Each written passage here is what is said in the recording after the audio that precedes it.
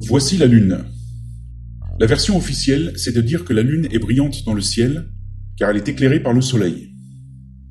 Néanmoins, lorsqu'une source de lumière se reflète sur une sphère, elle est fonction de l'angle de vue de l'observateur, et celui-ci verra que la lumière est concentrée à un endroit de la sphère. Généralement, la lumière va se concentrer sur 10 à 20% de la surface visible de la sphère, mais jamais sur son intégralité. Or, pour les nuits de pleine lune, on peut voir que la Lune est totalement éclairée sur 100% de sa surface. Donc ce qui nous est vendu comme une vérité, à savoir que la Lune reflète la lumière du Soleil, est physiquement impossible pour un objet sphérique. Ensuite, il y a le problème de l'éloignement de la Lune par rapport à nous, à la Terre. Officiellement, la Lune se trouve à 374 000 km de la Terre. La Terre a un diamètre de 12 000 km et la Lune un diamètre de 3500 km. Donc pour donner une idée de l'éloignement, si on prend une balle qui représente la Terre d'1 mètre de diamètre, il faut comprendre que la Lune se trouvera à 31 mètres de la Terre. Et la Lune sera une toute petite sphère de 30 cm de diamètre.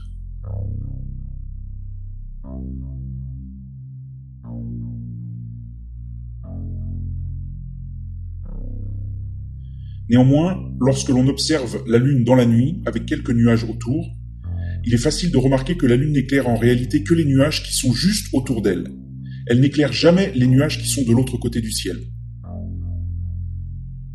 Donc si on considère cette toute petite sphère de 30 cm qui se trouve à 31 mètres de notre globe de 1 mètre de diamètre, ce n'est pas du tout cohérent avec ce que nous voyons, et avec cette Lune qui n'éclaire que les nuages juste au-dessous d'elle, comme si elle était bien plus proche. Ensuite, toujours concernant la Lune, il arrive parfois, lors d'un quart ou demi-lune, de pouvoir voir des étoiles ou des planètes sur la Lune. Là où normalement la sphère lunaire devrait cacher les étoiles, eh bien non, il est possible de voir des étoiles passer au travers de la Lune. Comment cela est-il possible ? De nombreux astronomes ont pu constater voir des étoiles sur la Lune, et ceci est donc un fait prouvé et indéniable. Et malgré tout, toute la vérité officielle, la NASA, les agences spatiales, les médias mainstream maintiennent tous que la Lune est un satellite sphérique, donc semblable à la Terre, formé par des roches solides, sur laquelle il est possible d'atterrir avec une navette spatiale, sur laquelle il est possible de marcher, etc. Ensuite, le Soleil. Officiellement, le Soleil se trouve à 150 millions de kilomètres de la Terre. À cette distance, les rayons du Soleil devraient tous arriver uniformément et de manière perpendiculaire. Or, il existe des milliers de photos qui nous montrent clairement, quand les rayons passent au travers des nuages, que ces mêmes rayons forment des triangles qui permettent de calculer la source de lumière à un endroit bien plus proche que les 150 millions de kilomètres officiels. C'est le même principe que pour la construction d'une maison ou d'un édifice quelconque, où les architectes utilisent le principe de trilatération. La trilatération est une méthode mathématique permettant de déterminer la position relative d'un point en utilisant la géométrie des triangles. Et donc, on peut calculer mathématiquement à quelle distance se trouve le Soleil, et celui-ci n'apparaît jamais être à 150 millions de kilomètres. Il apparaît bien plus proche. Passons maintenant au mouvement des étoiles dans le ciel. Quand vous prenez une photo en longue exposition des étoiles, vous allez vous rendre compte que les étoiles forment des cercles parfaits autour de l'étoile polaire. L'explication officielle est de dire que les étoiles sont immobiles et que la Terre tourne sur elle-même. Et c'est donc pour cela que l'on voit des étoiles tourner en cercle parfait au-dessus de nos têtes. Sauf qu'il y a juste un tout petit problème.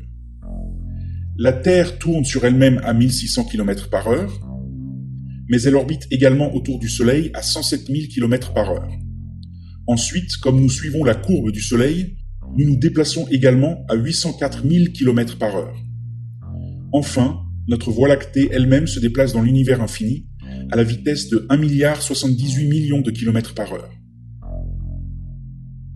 Si tout ceci était vrai, nous ne pourrions pas voir les cercles parfaits que produisent les étoiles. Avec ces 4 forces de déplacement, les étoiles devraient aller dans absolument tous les sens. Mais ce n'est pas le cas. Les étoiles forment des cercles parfaits. Qu'est-ce que cela veut dire ? Cela veut dire que tous ces mouvements précédemment évoqués et communément admis, n'existe pas. La Terre ne tourne pas à 1600 km/h, elle n'orbite pas autour du Soleil à 107 000 km/h, et elle ne suit pas la courbe du Soleil à 804 000 km/h. Tout ceci est un énorme mensonge.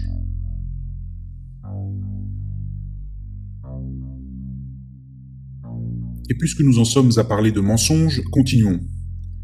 Toutes les photos de la Terre que vous voyez proviennent toutes exclusivement de la NASA depuis 50 ans. Toutes ces photos ont toujours été décriées en raison d'approximations flagrantes, notamment sur le fait que les échelles ne sont pas respectées entre une photo et l'autre. Regardez les deux photos en bas à droite, celles de 2002 et 2012. Sur la photo de 2002, les USA représentent environ 30% de la surface visible de la Terre. Et sur la photo de 2012, ils représentent quasiment 80%. La couleur des océans change quasiment sur chaque photo. Pareil pour la couleur des continents. Ceci n'est pas logique. Soit la NASA et les agences spatiales nous donnent des photos véritables de la Terre, non retouchées, soit elles nous donnent des photos retouchées, marketées, et donc là, le mensonge et la manipulation commencent. Sur cette photo suivante, qui est toujours, je tiens à insister, une photo officielle de la NASA, on peut voir que les infographistes ont utilisé des copier-coller sur les nuages. On retrouve les mêmes nuages à plusieurs endroits différents. C'est juste totalement ridicule. La réalité est qu'il n'existe aucune photo réelle de la Terre depuis l'espace. Toutes celles que vous avez toujours vues depuis votre enfance sont des collages Photoshop. Il faut comprendre que ces designs Photoshop étaient très archaïques dans les années 60 et se sont perfectionnés au fil du temps pour arriver à des images et des films générés par ordinateur d'une qualité parfaite aujourd'hui. Avant 2010-2012, la NASA faisait encore des grossières erreurs sur les photos qu'elle publiait.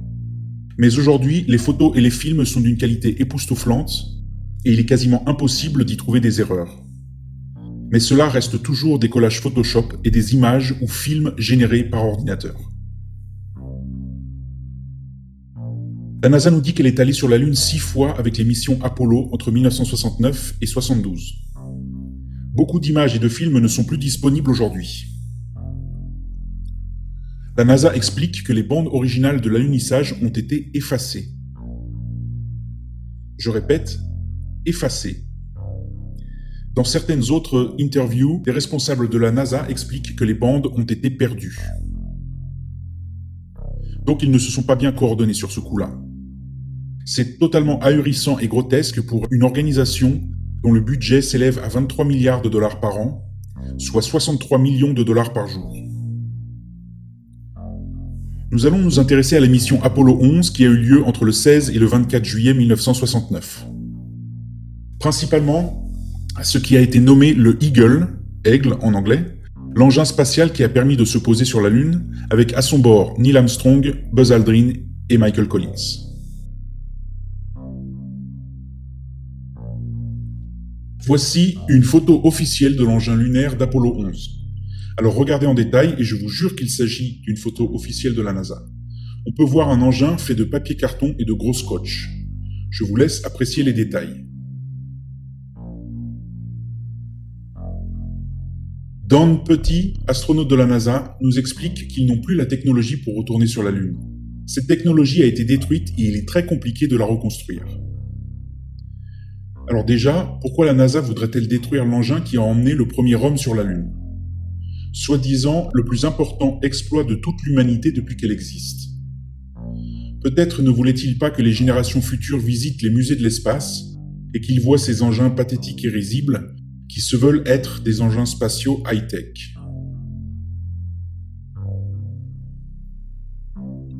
Et quelle technologie provenant des années 60 est tellement avancée qu'il est impossible de la reproduire aujourd'hui.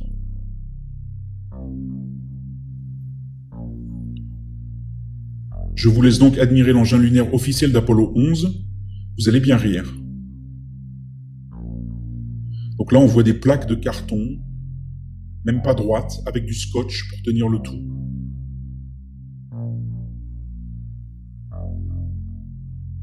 Il y a du scotch, du papier alu.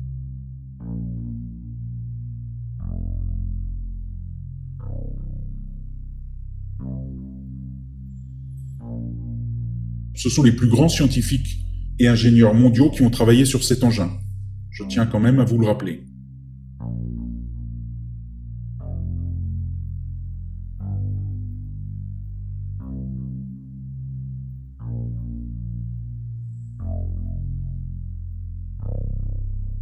Pour moi, cet engin spatial est fait de papier carton, d'agrafes et de gros scotch, de papier aluminium argenté et doré, avec quelques barres en métal pour tenir le tout. Il s'agit d'un engin archaïque, digne d'une production cinématographique des années 60, et qui bien évidemment n'a jamais pu aller sur la Lune. L'engin lunaire n'a d'ailleurs jamais été testé sur Terre. L'histoire officielle nous dit que l'engin est entré dans l'orbite lunaire à 6400 km/h, qu'il a ensuite utilisé des rétrofusées pour le freiner et a atterri correctement sur la Lune sans aucun problème. Quand les astronautes se sont exercés avec d'autres véhicules, mais utilisant cette même technologie des rétrofusées, 5 tests ont été faits, 3 se sont crashés, et vous pouvez voir sur ces images la difficulté de contrôler ces engins, même en pleine journée, sur Terre et dans des conditions optimales. Cette idée que l'engin lunaire de la mission Apollo 11 n'a jamais été testé sur Terre et qu'il a pu se poser sans encombre sur la Lune est une absurdité. Voici une rétrofusée de 3 tonnes 4. Appréciez la puissance qu'elle dégage, la poussière qu'elle déplace.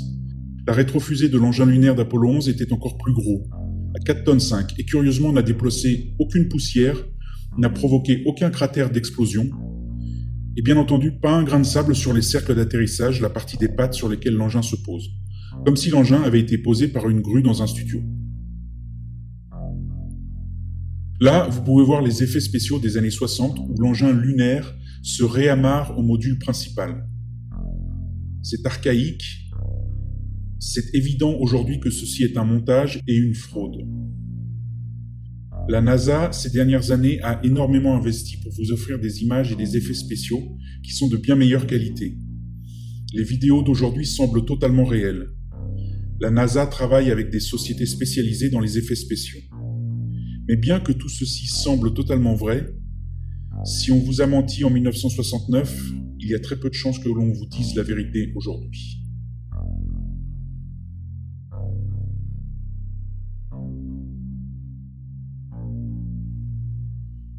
Vous voulez encore des mensonges? Mais ne vous inquiétez pas, j'en ai plein d'autres.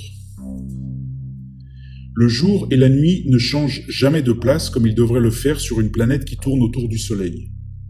La version officielle est de dire que la Terre fait une rotation complète sur son axe en 24 heures, tout en orbitant autour du Soleil en faisant une révolution complète en 365 jours. Si cela était vrai, comme vous pouvez le voir sur cette image, les côtés du globe qui sont le jour et la nuit devraient échanger leur place tous les 6 mois. Je m'explique. La Terre fait une rotation sur elle-même en 24 heures. Donc si on prend un point à midi, donc en plein jour, du côté éclairé de la Terre va toujours avoir ce point qui est toujours dans le même sens tout au long de l'année à midi. Cela veut dire qu'après 6 mois, sur ce même endroit, la nuit devient jour et le jour devient nuit. Si au mois de juin, la planète sur la gauche, vous prenez l'exemple de Paris à midi, eh bien au mois de décembre, Paris à midi devrait être en plein milieu de la nuit. Or, ce n'est pas ce que nous observons.